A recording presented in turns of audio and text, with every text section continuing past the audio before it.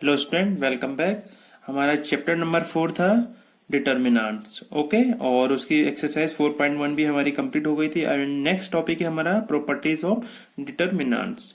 Okay student, इसमें last topic में आपने डिटर्मिनेंट के बारे में अच्छे से पढ़ लिया था। अब देखते हैं इसकी क्या क्या प्रॉपर्टीज होती हैं। तो इसमें फर्स्ट प्रॉपर्टीज है the value of determinant remain unchanged if its rows and columns are interchange। Okay student, अगर हम रोज एंड कॉलम को आपस में इंटरचेंज कर दें, ओके, तो क्या होगा, उसके डिटर्मिनेंट की वैल्यू अनचेंज रहेगी। ओके, देखिए इसको एग्जांपल से समझते हैं। हमारे पास एक डिटर्मिनेंट है 2 - 3 5 6 0 4 1 5 7। ओके, तो पहले हम क्या करते हैं, इस डिटर्मिनेंट की वैल्यू कैलकुलेट कर सकते हैं। ओके, तो 2 इसको एक्सपेंड कर दिया रो के according, first row, okay, R1। तो हमने R1 के अलोंग इसको एक्सपेंड कर दिया।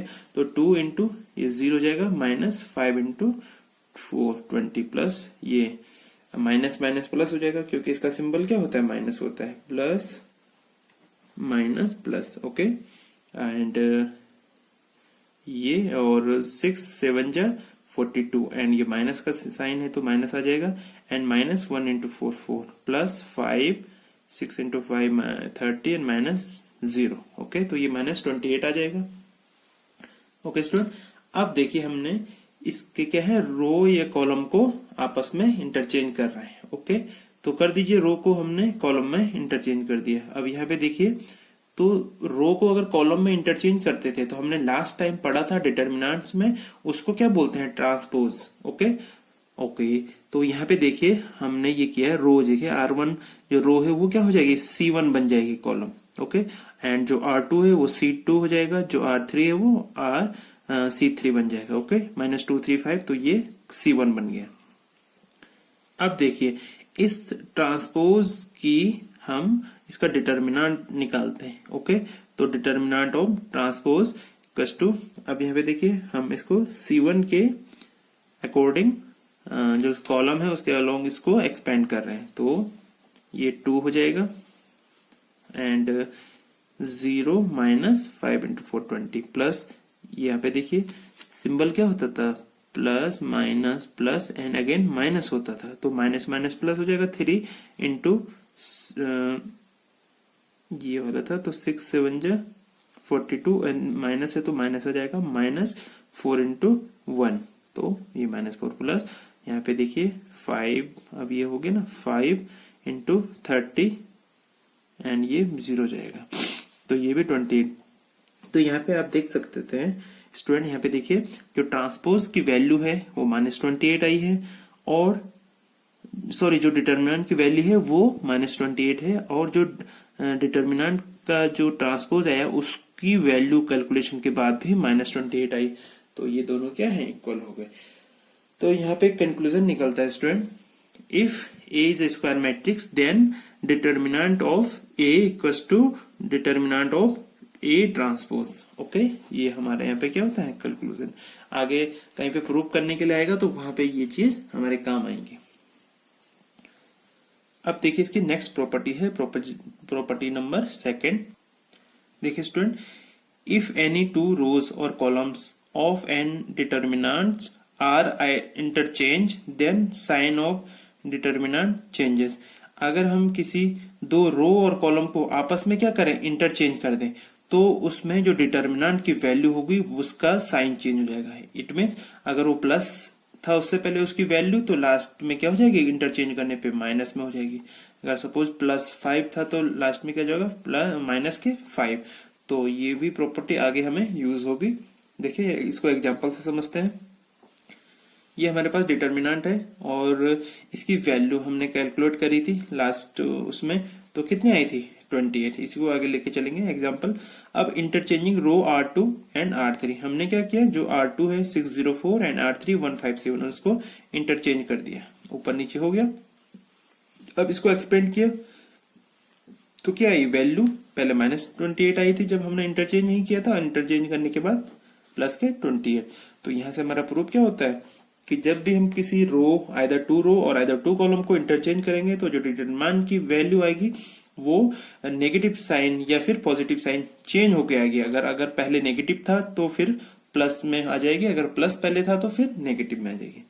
अब देखिए इसमें स्टूडेंट हमारे पास थर्ड प्रॉपर्टी है, इफ एनी टू रोज और column of a determinant are identical. Identical means all corresponding element are same, okay, then value of the determinant is 0। अब देखिए स्टूडेंट इसमें क्या है कि हम एक एग्जांपल से इसको समझते हैं। देखिए हमारे यहाँ पे क्या बोला उसने कि 2 रो और 2 कॉलम आइडेंटिकल हैं। आइडेंटिकल मीन्स उन 2 रोज का each and every element should be same to corresponding element. देखिए यहाँ पे एग्जांपल से समझिए, यहाँ पे क्या है 1 2 1, R1 जो रो है उसमें ये एलिमेंट है, और R2 रो में क्या है 1 2 1।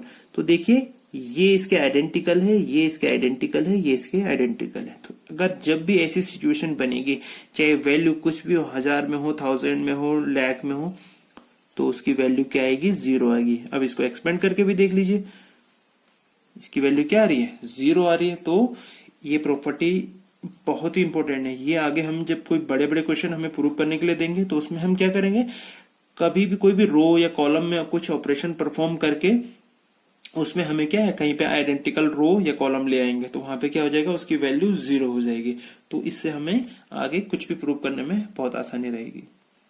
अब देखिए स्टूडेंट यहाँ पे प्रॉपर्टी नंबर 4 है, if each element of a row और column of a determinant is multiplied by a constant k then its value gets multiplied by k। Okay, जब भी कोई डिटर्मिनेंट है हमारे पास तो उसमें क्या होता है कि अगर किसी से नंबर से कांस्टेंट से मल्टीप्लाई करें तो जो डिटर्मिनेंट की वैल्यू होती है उसमें भी उसका मल्टीप्लाई हो जाता है। ओके, तो इसका आसान सा तरीका है, देखिए हमारे पास डिटर्मिनेंट है ये, और देखिए इसकी वैल्यू क्या है 0 हो जाएगी। क्यों? क्योंकि 2 रो आइडेंटिकल है। ओके, इसी प्रॉपर्टी का हमने फायदा उठाया है, इसको इम्प्लीमेंट किया है। यहाँ पे देखिए हमने इस जो हमारे पास डिटर्मिनेंट था उसमें 6 का मल्टीप्लाई किया, तो 6 का मल्टीप्लाई किया तो यहाँ क्या होगा, अंदर भी 6 का मल्टीप्लाई हो जाएगा, तो किसी रो में हो जाएगा इसका मल्टीप्लाई, हमने यहाँ पे कर दिया। ओके, ये प्रॉपर्टी थी कि किसी एक रो से हम कॉमन ले सकते हैं, उसमें मल्टीप्लाई कर सकते हैं, तो कोई दिक्कत नहीं इसमें। तो यहाँ पे देखिए तो इसकी वैल्यू क्या हो जाएगी 0 हो जाएगी। क्यों? क्योंकि ये 6 इंटू दिस डिटर्मिनेंट है एंड दिस इज 0। क्यों ऐसा क्यों है? क्योंकि ये इसकी 2 रो आइडेंटिकल है, तो ये भी क्या हो जाएगा 0 हो जाएगा। तो हमारा प्रूव हो गया कि अगर किसी भी डिटर्मिनेंट में किसी नंबर से मल्टीप्लाई किया जाए तो उसकी वैल्यू में भी क्या हो जाता है, उसका मल्टीप्लाई हो जाता है। अब देखिए स्टूडेंट यहाँ पे नेक्स्ट है हमारे पास, if some or all element of a row or column of a determinant are expressed as a sum of 2 or more terms, then the determinant can be expressed as a sum of 2 or more determinant।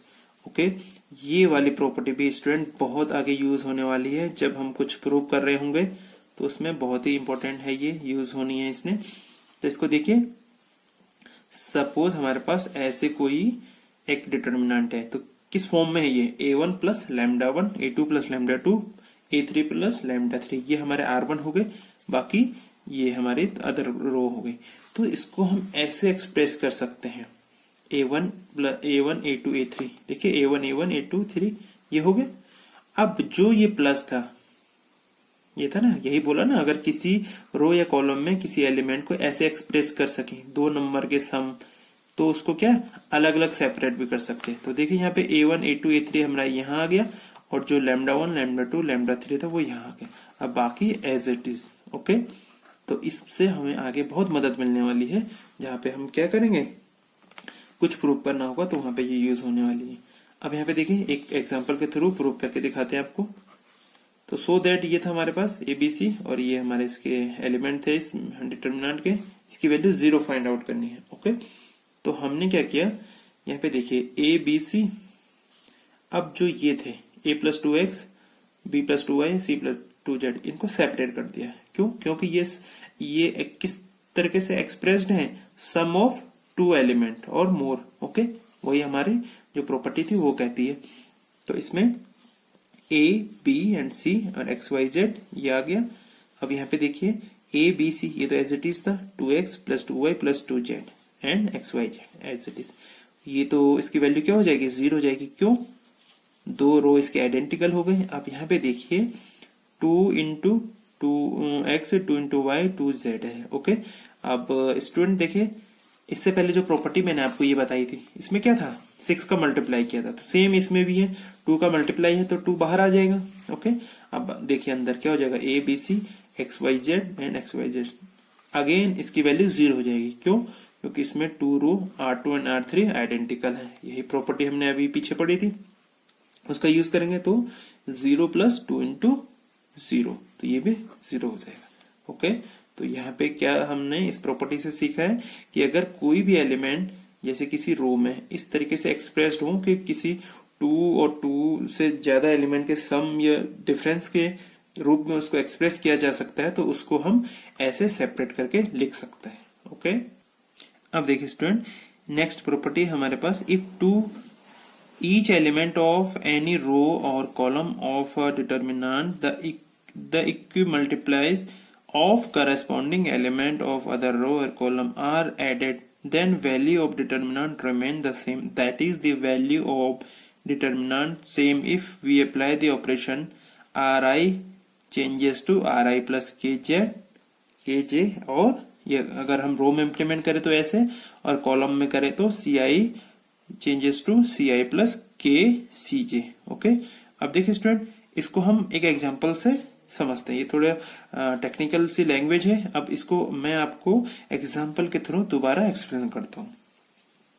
अब यहाँ पे देखिए student, हमारे पास एक determinant given है ये। अब इसकी वैल्यू हमें प्रूव करनी है कि A³ होगी। ओके, तो इसको हम पहले इस एग्जांपल को सॉल्व करते हैं, तब इस प्रॉपर्टी को समझते हैं। देखिए स्टूडेंट, हमने उस डिटर्मिनेंट में ये चेंजेस किए, R2 को चेंज किया R2 - 2R1। ओके, हर एक एलिमेंट R2 का जो होगा उसकी इंडिविजुअल वैल्यू ऐसे चेंज होगी। अगर सपोज R11 की बात है, R21 की बात है, तो R21 क्या हो जाएगा, R21 - 2R1। ओके, ऐसे ही उसका दूसरा एलिमेंट चेंज होगा, ऐसे ही उस रो का तीसरा एलिमेंट चेंज होगा। और R3 में भी हमने एक ऑपरेशन परफॉर्म किया, क्या, R3 changes to R3 - 3R1। तो ये ऑपरेशन परफॉर्म करने के बाद हमारे पास ये वैल्यू आ गई। ठीक है, R2 हमारे पास पहले ये था -2 इंटू R1, R1 हमारे पास क्या था, A था, तो ये हो गया। ऐसे हमने इसमें किया, इसमें किया। R3 में हमने क्या किया, R3 यहाँ पे 3 था पहले ही, -3R1, और R1 में क्या वैल्यू थी, A थी, तो ये हो गया। इसको सॉल्व करा हमने तो हमारे पास इस तरीके से आ गया। अब स्टूडेंट मैंने अभी कुछ पीछे बताया था आपको, अभी देखिए एक और ऑपरेशन इसमें हम परफॉर्म कर रहे हैं। ठीक है, तो वैसे यहाँ पे भी हो जाता, मगर यहाँ पे थोड़ी कैलकुलेशन हमें ज्यादा करनी पड़ती। वैसे हमारा एक एम तो यहाँ पे फुलफिल हो गया था, हमें 2 0 करने होते हैं। ओके, उससे कैलकुलेशन इजी हो जाती है, मगर इसमें हम क्या कर सकते हैं, अभी और 0 बना सकते हैं, तो उससे हमारी कैलकुलेशन और ज्यादा इजी हो जाएगी। अब देखें ये ऑपरेशन परफॉर्म करते हैं, R3 changes to R3 - 3R2। Okay, तो डिटर्मिनेंट की वैल्यू ये हो जाएगी। इसको सॉल्व करने के बाद ये आ गई। अब यहाँ पे देखिए हमारे पास 3 0 आ गए। ओके, हमारा एम होता है कि मैक्सिमम नंबर ऑफ 0 क्रिएट करने की। अब देखिए इसको कॉलम 3 के सापेक्ष हम इसको एक्सपेंड करते हैं, तो क्या हो जाएगा, A इंटू A² माइनस, ये तो 0 हो जाएगा, A इंटू A² - 0, तो A3। तो ये हमारे यहाँ पे क्या हो गया, प्रूव हो गया। जो हमने ऑपरेशन परफॉर्म किया हम हर रो में और कॉलम में परफॉर्म कर सकते हैं ऐसे ही। आपने इससे पहले मैट्रिक्स में भी ऐसे ही सेम ऑपरेशन परफॉर्म किए हैं और वही यहाँ पे रिपीट हो रहे हैं एज इट इज। ओके, अब आगे देखते हैं। देखिए स्टूडेंट, अब हमारे पास एक और क्वेश्चन है प्रूव करने के लिए। प्रूव दैट ये हमारा डिटर्मिनेंट है, इसकी वैल्यू 4ABC के इक्वल होगी। ओके, तो देखिए इसमें रो के अकॉर्डिंग हम इसमें कुछ चेंजेस करते हैं। तो देखिए यहाँ पे हमें ये देखना है, सबसे पहले देखिए यहाँ पे क्या है, B+C। अगर हम इस रो में से इन दोनों रो के वैल्यू को अगर हम माइनस कर दें तो क्या 0 हो जाएगा। ठीक है, तो एक जगह पे तो हमारा 0 हो जाएगा। अब फिर ऐसी करके धीरे धीरे हम और ऑपरेशन परफॉर्म करते जाएंगे और मैक्सिमम नंबर ऑफ 0 क्रिएट करते हैं, जिससे हमारा जो डिटर्मिनेंट होता है उसकी वैल्यू करने में, फाइंड आउट करने में हमारी आसानी रहती है। वैसे तो यहाँ से भी हो जाएगा, अगर आप इसको एक्सपेंड करेंगे तो नो डाउट ये आंसर होगा, बट आपको एक स्मार्ट तरीके से इसको यूटिलाइज करना है। और क्योंकि हम क्या पढ़ रहे हैं यहाँ पे, प्रॉपर्टीज ऑफ डिटर्मिनेंट, तो उसकी प्रॉपर्टी को सॉल्व करते हुए यूज करते हुए हमें इसको सॉल्व करना है। अगर एग्जाम में आता है तो एग्जाम में आप इसको डायरेक्टली एक्सपेंड करके भी प्रूव कर सकते हैं, कोई उसमें कोई आपके मार्क्स कट नहीं होंगे। मगर यहाँ पे चूंकि हम उसकी प्रॉपर्टी पढ़ रहे हैं तो इसलिए आपको प्रॉपर्टी की यूज करना जरूरी है। अब देखिए हमने इसमें ऑपरेशन परफॉर्म किया, R1 changes to R1 minus R2 minus R3, तो हमारा जो डिटर्मिनेंट है उसकी वैल्यू ये आ जाएगी। अब हमारा क्या है कि एक जीरो आ गया, तो अब हमारी कैलकुलेशन बहुत इजी हो गई और हम इसको आगे कर सकते हैं। तो ये देखिए यहाँ पे हम अगर इसके हिसाब से करते हैं रो के अकॉर्डिंग, तो ये 0 हो जाएगा। देन -2c है, तो यहाँ पे इसका साइन क्या होता है, माइनस होता है, तो minus minus plus 2c and b into A B into A plus B, sorry, and minus c and ये b।